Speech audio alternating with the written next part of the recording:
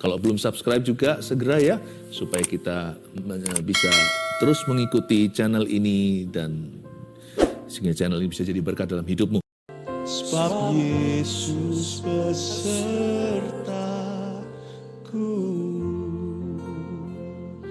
I love you. Jesus, I love you. Tuhan Yesus, kami mengasihi-Mu. Terimalah cinta kasih kami yang gak sempurna, tapi dari hati yang berusaha dan mau sungguh-sungguh. We love you dari keluarga Saat Teduh. Sampaikan sabdamu, Bapa yang baik, Gembala yang baik. Beritakan apa yang ada di dalam isi hati Tuhan. Berikan hamba-Mu kemampuan untuk menyampaikan.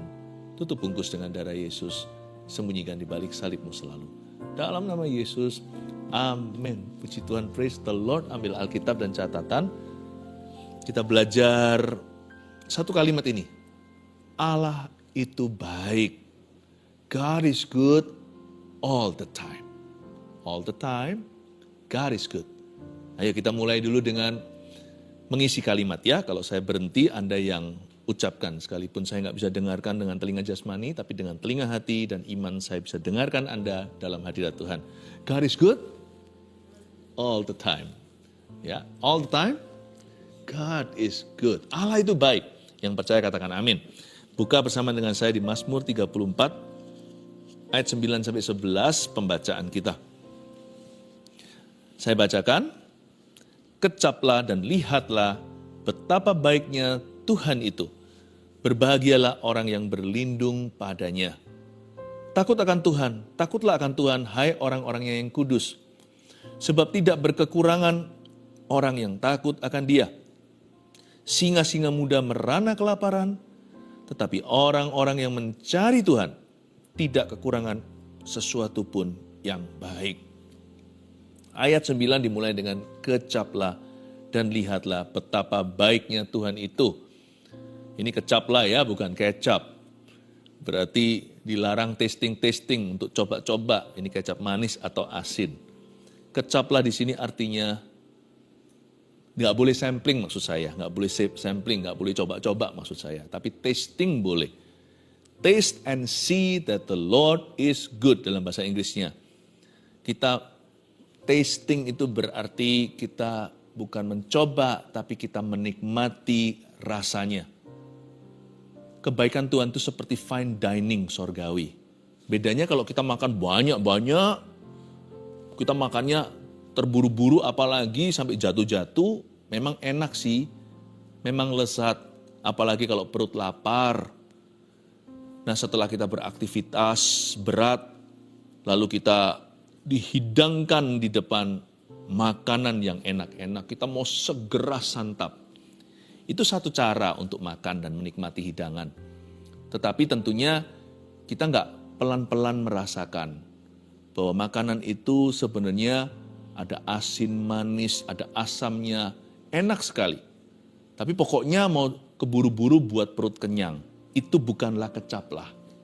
Kecaplah itu bukan makan lamban, tapi dirasakan satu persatu, setiap flavor, setiap rasanya. Asinnya lebih asin, manisnya lebih manis, asamnya lebih asam, pahitnya pun indah. Kecaplah dan lihatlah betapa baiknya Tuhan itu. Kalau kita telusuri satu persatu, kebaikan Tuhan itu 1001 rasa. Melalui segala musim kehidupan kita nggak bisa sangkali kalau kita mau jujur hati. God is good, not sometimes. Allah itu baik bukan kadang-kadang, bahkan juga bukan seringkali. Allah itu baik setiap kali. God is good all the time. Kecaplah dan lihatlah betapa baiknya Tuhan itu. Tapi seringkali kita jatuh dalam pencobaan untuk merasakan yang belum kita punya. Kita iri hati lalu mengeluh sama Tuhan. Kok aku belum punya ini, aku belum punya itu. Atau yang kita rasakan hanyalah yang buruk-buruk saja, yang gak enak. Lalu kita salahkan Tuhan, padahal memang itu sudah menjadi bagian fakta realita hidup di dalam dunia yang jatuh dalam dosa. Jangan salahkan Tuhan, jangan salahkan orang lain.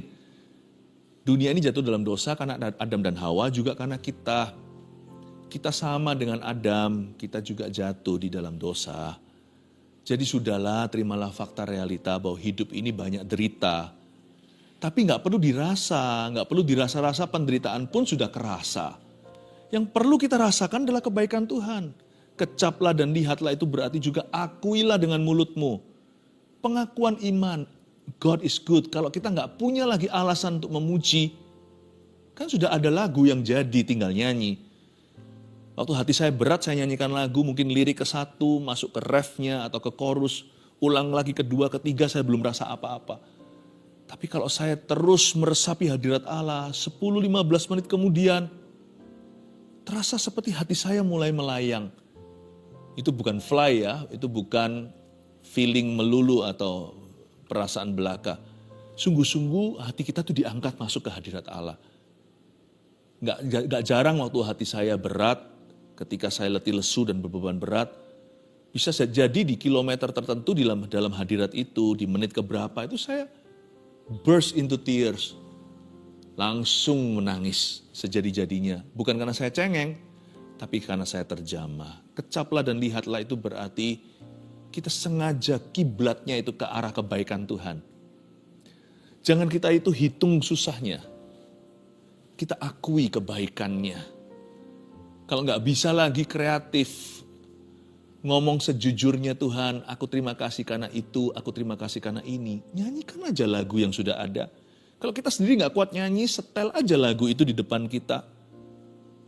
Kita itu dibacem dalam hadiratnya. Basking atau mandilah, bathing di dalam kebaikan Tuhan. Bermandilah, tenggelamlah, basahilah hatimu dengan pengakuan akan kebaikannya. Akui terus kebaikan Tuhan. Itulah kecaplah dan lihatlah. Kecaplah itu kan pakai lidah. Lidah bukan hanya untuk kita merasakan pahit manis asamnya. Lidah ini juga keluar suara. Lidah ini juga keluar kata-kata. Lidah ini juga keluar kalimat. Kita punya pilihan mau menggerutu atau memuji Tuhan. Mau mengomel atau berterima kasih tanpa peduli situasi. Aku tahu keadaanku gak enak nih, aku sedang di dalam lembah kekelaman. Sekalipun ku berjalan dalam lembah kekelaman. Kita gak menyangkali keadaan. Tak akan gentar ku melangkah, sebab engkau besertaku. Tidak kita sangkali. Sekalipun ku berjalan dalam lembah kekelaman. Setelah kalimat ini kita punya pilihan untuk ngomel sama Tuhan, untuk marah, untuk kecewa. Tapi kita tidak mau. Malahan yang keluar adalah kata-kata ini. Tak akan gentar ku melangkah, sebab Yesus besertaku. Itu juga bagian dari kecaplah. Orang yang bisa mengecap akan bisa melihat kebaikan Tuhan. Kalau kita itu bisa mengakui kebaikannya saat situasi nggak baik, niscaya pastilah kita akan melihat kebaikannya nanti. Tapi orang yang menggerutu dan mengeluluh, bunuh diri. Nggak perlu setan membunuh. Dia bisa hancurkan diri sendiri. Orang yang ngomel saja, marah dan kecewa, kepahitan, kata-katanya menjatuhkan. Orang itu sendiri yang jatuh. Jangan-jangan kita jadi bangsa Israel yang gak bisa masuk ke tanah Kanaan karena Tuhan berkata, begini pengakuanmu, ya sudahlah, terjadilah sesuai dengan yang kau mau. Harusnya mereka bisa masuk ke tanah perjanjian, tapi hanya Yosua dan Kaleb saja, karena sisanya semuanya tidak percaya. Mereka semuanya berkata-kata yang pesimis. Mereka semua menista Allah dengan kalimat-kalimat yang disengaja. Hatimu boleh pedih, mulutmu harus tetap manis. Kecaplah dan lihatlah kebaikan Tuhan. Ini bukan berarti pura-pura. Lidah itu adalah setirnya nakoda. Lidah itulah nakodanya. Kalau hati kita lagi pahit, menusuk-nusuk, dungu seperti hewan, tapi kita tetap berada di dekatnya, biarkan lidah bibirmu itu membawamu masuk ke hadirat Allah. Bukanlah sebaliknya lidah bibir kita menyesatkan kita jauh dari Tuhan dan jatuh ke tangan setan. Janganlah hujat Tuhan. Ketika Ayub dicobai seberat-beratnya, dia tidak menghujat. Kecaplah dan lihatlah itu berarti kita sengaja dengan iman mengakui kebaikan Tuhan, Meskipun situasi kita nggak baik, karakter Yesus tidak berubah, Tuhan Yesus tidak berubah. Kasih dan kuasanya dahulu, sekarang, sampai selama-lamanya. Peduli amat kita lagi ngalami up atau kita ngalami down, kita lagi ada di bukit atau di lembah, Tuhan Allah kita hakikatnya tidak berubah. Mau kita ragu atau percaya, Tuhan adalah Tuhan. Tapi kalau kita percaya, kita diuntungkan. Kalau kita ragu, kita jadi musuh. Kita jadi musuhnya Tuhan Yesus. Jikalau kita tidak percaya, kita tidak akan masuk ke dalam istirahat yang Tuhan janjikan. Hari ini, jikalau Tuhan berbicara kepadamu, janganlah keraskan hatimu. Kecaplah dan lihatlah betapa baiknya Tuhan itu. Let your mouth agree with His promises. Biarkan mulutmu setuju dan sepakat dengan firman Allah. Berbahagialah orang yang berlindung padanya. Kata berbahagia di sini bukanlah happy, ini beyond happy, bukan hanya senang, tapi ini sukacita. Kata berbahagia di situ artinya blessedness. Diberkatilah orang-orang yang berlindung padanya. Berbahagialah orang yang berlindung padanya. Iya, dari ayat ini saya ingin sampaikan poin pertama kita. Allah itu baik. Karena Allah itu baik, kita berlindung padanya. Berbahagialah orang yang berlindung padanya. Karena kita sudah mengecap dan melihat betapa baiknya Tuhan itu. Karena Tuhan itu baik, saya nggak ragu untuk berlindung padanya atau cari perlindungan pada Tuhan. Tuhan itu bukanlah pengacara yang dua muka atau dua sisi. Tuhan bukanlah seorang yang double agent. Ada pertukaran bayangan. Di depan bilang mau bantu, di belakang malah menjual aku. Tuhan gak begitu. Kalau sama seperti itu, kita harus uji dulu. Orang-orang yang menawarkan bantuan sama kita harus uji dengan doa dan juga lakukan riset kita. Kenali dulu orang itu. Siapa tahu orangnya berjanji membantu, malah ada agenda tersembunyi, ada udang di balik batu. Bisa jadi kita mau berlindung sama dia, malah diperas sama dia. Ya kan, itu kan sudah jadi fakta lapangan hidup di dunia ini. Berapa banyak orang yang mengecewakan sesamanya. Bahkan kita pun di sini banyak cerita bagaimana dikecewakan, dikhianati, dijual oleh teman, janji palsu, PHP, pemberi harapan palsu, dan sebagainya. Allah nggak gitu. Tuhan kita itu nggak bisa berubah. No evil in Him. Dalam Tuhan itu sama sekali nggak ada kejahatan.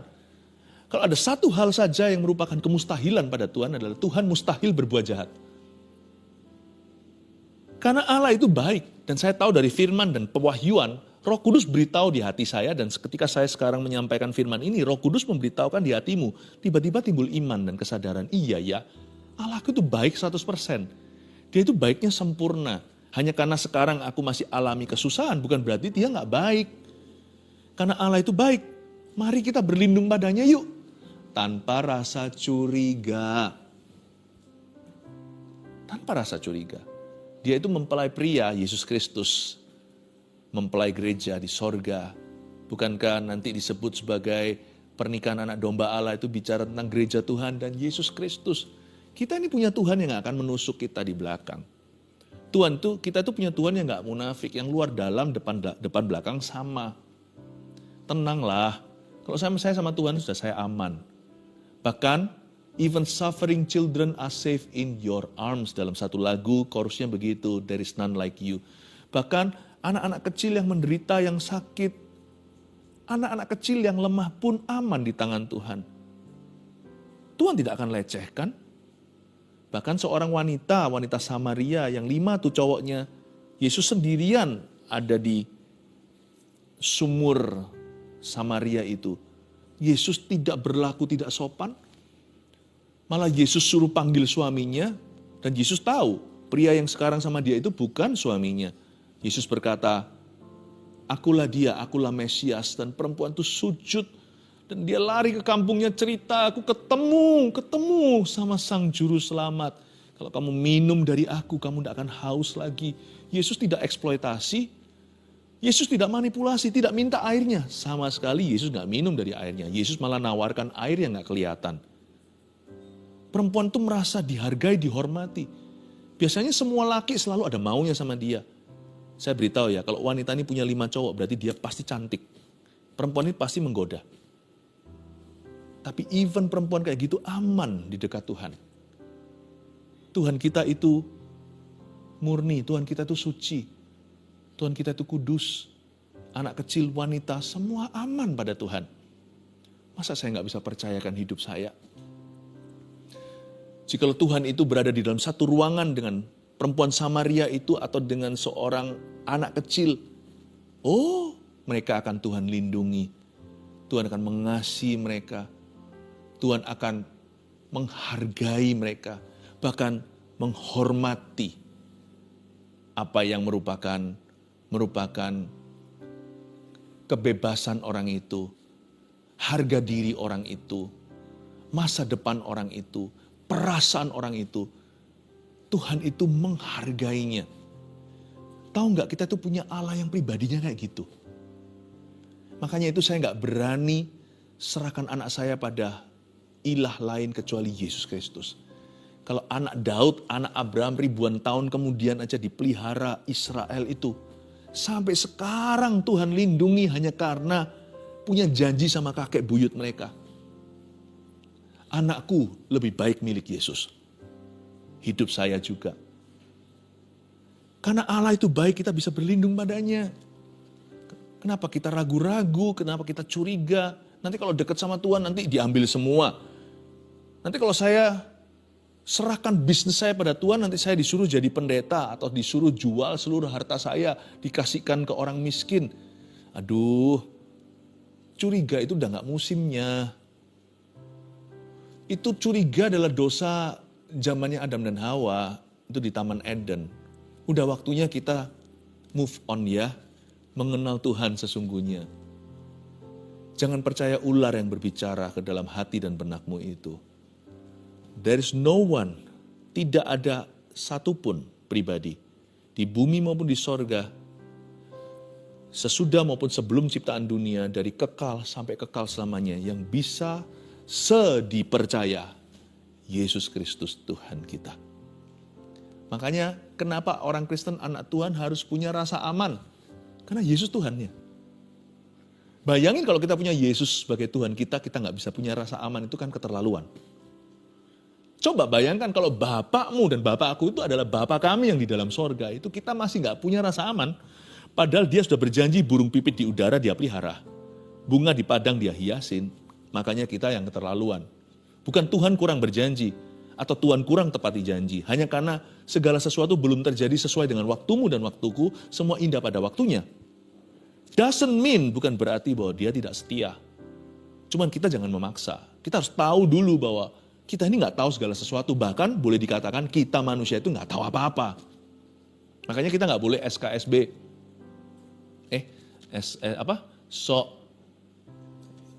SKSD. Sok kenal, sok dekat sama Tuhan. Kita selalu belajar.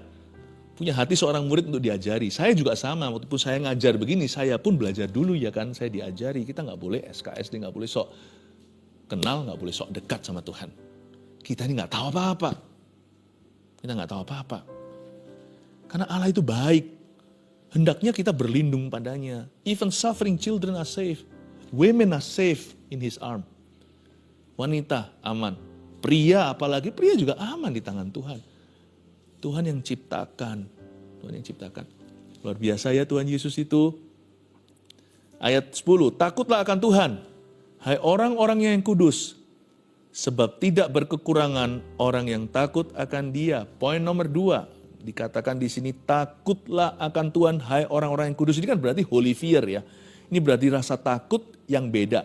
Ini bukan perasaan ketakutan, ini takut kudus. Apakah itu? Nomor 2, karena Allah itu baik. Kita takut melukai hatinya. Jadi bukan takut akan Tuhan itu bukanlah takut dihukum olehnya. Wah, itu sudah enggak. Itu kita mestinya di atas level itu kalau kita kenal Tuhan. Bolehlah itu masih di level agama atau roh agamawi. Harus begini, kalau enggak begini nanti marah. Tuhan akan marah. Kita harus kasih persembahan tertentu atau harus menemukan barang tertentu. harus melakukan ini dan itu. Kita harus maju berapa langkah, pergi ke gunung mana. Jam-jam tertentu, hari-hari yang suci harus dipelihara. Kalau enggak nanti jangan-jangan Tuhannya marah. Saya rasa kekristenan itu bukan begitu. Iman kita itu hubungan soalnya dengan Allah. Hubungan yang dipulihkan lagi lewat tubuh dan darah Yesus. Tirai itu dirobek dari atas ke bawah ketika Golgota berbicara. Lalu antara manusia dan Allah, pemisahnya itu ditiadakan.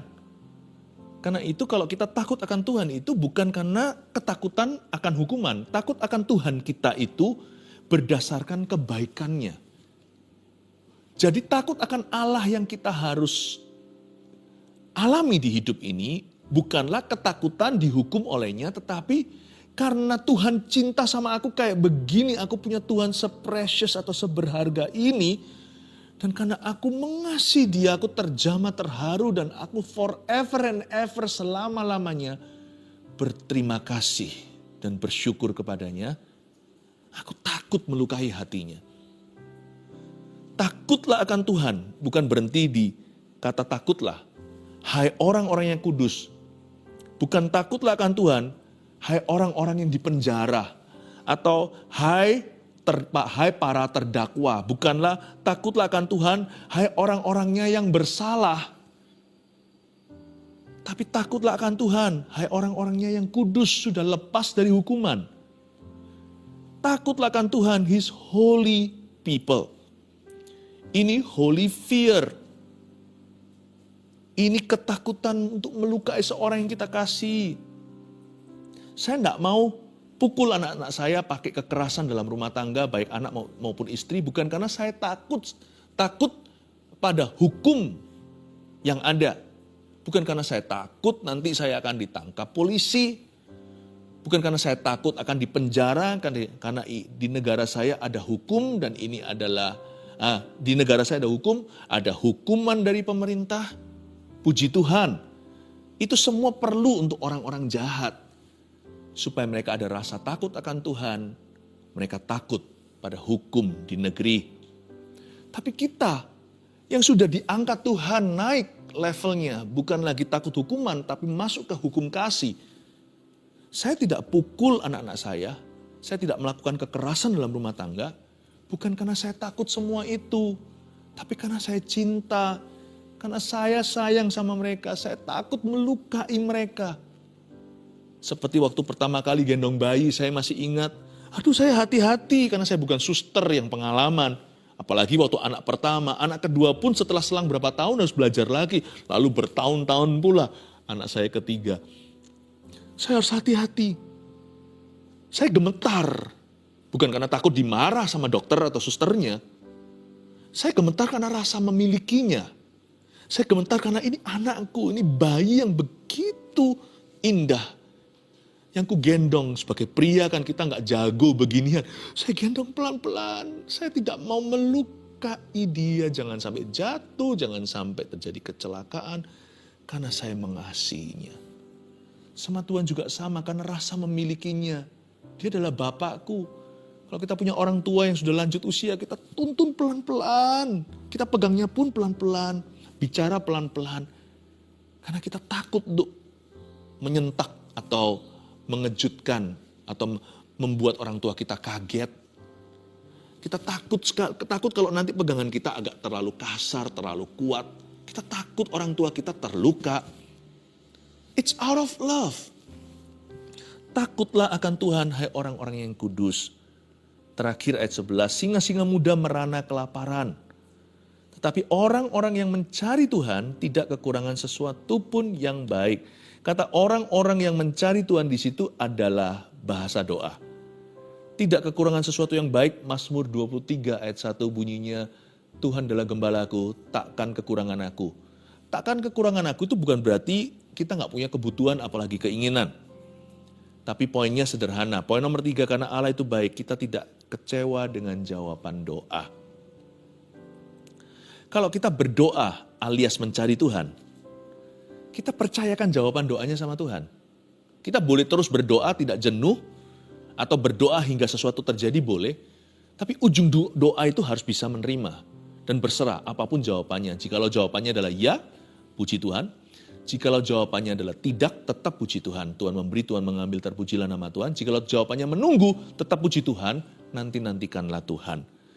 Ujung doa itu harus berserah. Kita boleh berusaha dalam doa, kita doa sekencang-kencangnya. Jangan gampang menyerah. Berserah itu bukan gampang menyerah. Berserah itu bisa menerima apa yang kita nggak bisa ubah. Doa, di dalam doa yang sesungguhnya ada hikmat untuk bisa menerima apa yang kita bisa ubahkan, kita bisa doakan. Tapi juga harus bisa menerima apa yang kita nggak bisa ubahkan kalau memang Tuhan sudah final keputusannya. Asal hati kita tuh tahu bahwa God knows what's best for me. Tuhan tuh tahu apa yang terbaik untuk aku. Pokoknya kalau jawaban doa itu dari Tuhan ya. Baik itu iya atau jangan. Atau tunggu sekalian. Saya percaya yang dari Tuhan itu terbaik. Karena Tuhan paling ngerti apa yang terbaik bagi saya. Pokoknya dari Tuhan itu adalah terbaik. Saya nggak boleh iri sama orang lain. Dan saya juga tidak boleh menentukan. Kalau Tuhan sudah ketok palu atas hidup saya, Tuhan maunya begitu. Saya sudah berusaha berdoa sekencang-kencangnya. Kadang-kadang kita berdoa sungguh-sungguh, awan segumpal tangan itu muncul. Elia berdoa, lalu hujan setelah 3,5 tahun. Masa paceklik yang luar biasa atau kering kerontang. Untung Elia gak berhenti di angka nomor 3, nomor 5. Dia teruskan 7 kali dia berdoa sampai terjadi sesuatu. Lihat tuh, berserah bukan berarti gampang menyerah. Tapi Daud ketika berdoa untuk anak pertamanya dengan Batsheba, dia seharian gak makan, gak cukur, gak mandi, tabur debu, koyakan baju, sampai semua pegawainya takut kalau dia begini. Sampai besok dia berdoa usahakan ketika anak itu, janin itu dalam kandungan mengalami permasalahan. Dia doa supaya janin itu diselamatkan, lahirnya normal. Setelah dia memaksakan diri demikian rupa, mati anaknya. Semua doanya gak dikabulkan. Pegawainya berkata, waduh celaka nih kalau raja tadi aja anaknya masih sakit, itu janin bermasalah, dia doanya begini. Sekarang kalau sudah mati, siapa berani beritahu sama dia anaknya sudah tiada? Jangan-jangan raja bisa mencelakakan dirinya. Raja bisa lakukan sesuatu yang bodoh dan gegabah. Enggak tuh, Daud langsung mandi, urap wajah, makan. Setelah dia mendapatkan kabar buruk itu, dia berkata, apa boleh buat? Aku sudah berusaha. Kalau Tuhan memutuskan anak itu harus kembali kepadanya, aku hanya bisa menerima keputusan Allah. Semua orang pegawainya garu-garu kepala. Kok bisa gini raja? Hari itu mereka belajar dari seorang nabi, seorang yang hatinya berkenan pada Tuhan. Dia tahu bahwa imannya sudah sempurna untuk anak itu. Tapi keputusan Tuhan daulat, iman sempurna pun tak bisa ubahkan. Karena Allah itu baik. Daud gak kecewa sama jawaban doa Tuhan. Jawaban doa Tuhan pada saat itu adalah anak itu dicabut nyawanya. Itu kakaknya Salomo. Tahun depannya dapat Salomo. Berkat Tuhan itu yang terbaik, sekalipun berkat itu kadang-kadang terselubung. Jadi jangan sampai kita itu marah.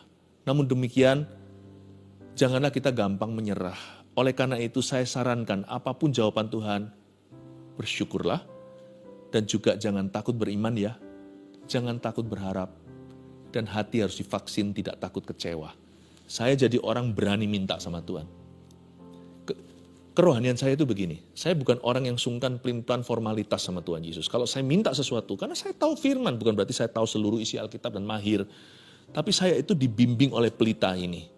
Ini adalah pelita kakiku. Jadi saya nggak mungkin minta sesuatu yang gila. Saya nggak mungkin meminta sesuatu yang salah. Enggak. Tapi waktu saya meminta sesuatu ada di dalam batas-batas firman Allah, saya berani loh. Saya orangnya kalau sama Tuhan itu nggak basa-basi. Saya ngomong apa adanya, Lord I need this, I want this. Saya akan ngomong terus terang. Karena sama Tuhan saya nggak punya rasa sungkan. Karena dia adalah Bapa aku. Kalau nggak minta sama Tuhan, masa minta sama tetangga? Saya nggak takut beriman orangnya. Saya nggak takut berharap secara spesifik sama Tuhan. Tapi ada satu lagi rahasianya. Saya tetap pegang pewahyuan bahwa Allah itu baik. Jadi saya harus selalu ready, 100% harus senantiasa siap apapun jawabannya. Hati saya sudah divaksin anti kecewa. Karena fondasi saya minta itu, percaya dulu Allah itu baik. Apapun ujungnya jawaban Tuhan itu yang terbaik. Berkatnya tidak pernah salah dalam kehidupan saya. Nggak bisa kecewa. Nggak bisa, nggak pernah, nggak akan kecewa. Kalau kita punya pewahyuan yang benar, Allah itu baik, rohani kita akan kuat, doa kita akan berani, dan hidup kita akan senantiasa stabil sampai Tuhan datang atau sampai kita mati. Allah itu baik, 1, 2, 3 poinnya apa aja? Karena Allah itu baik, kita berlindung padanya. Jangan curiga ya. 2, karena Allah itu baik, kita takut melukai hatinya. 3, karena Allah itu baik, kita tidak kecewa dengan jawaban doa. Saya harap kita semua hari ini diberkati. Mari kita sekali lagi nyanyi. Mari kita mengangkat tangan kita. Terima kasih Tuhan untuk berkat-Mu hari ini. Kau sungguh-sungguh baik dalam hidup kami. Kami mau mulai hari ini mengakui kebaikan-Mu senantiasa selalu di setiap waktu. God is good all the time. Biarkan kebajikan kemurahan mengikuti jemaat saat teduh. Berkat Allah Bapa, Putra, dan Roh Kudus. Dalam nama Yesus, haleluya. Amin. And there I find you in the mystery.